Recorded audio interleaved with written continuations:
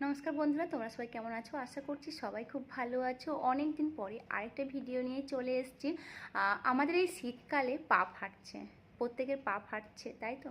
তো পা ফাটা থেকে মুক্তি পাওয়ার জন্য আমরা যেটা করতে পারি, প্রথমে গরম জলে পাটা একটু আমরা ডুবিয়ে রাখতে পারি। রাখার পরে যেটা করতে পারি সেটা হলো আমরা একটু স্ক্রাব করে নিতে পারি। একটু যে ব্রাশগুলো আমরা ব্রাশ করি সেই ব্রাশগুলো ফেলে না দিয়ে রেখে দিয়ে ওইগুলো দিয়ে একটু ব্রাশ করে নিতে পারি। আর তারপরেই যেটা করতে পারি, একটু কলগেট তার সাথে ভিনিগার আমরা যদি এটা লাগাতে পারি, রাত্রেবেলায় লাগিয়ে ঘুমোতে পারি, তো আমাদের পরের দিনে সকালে দেখতে পাবে যে অনেকটাই পা ফাটা কমে গেছে।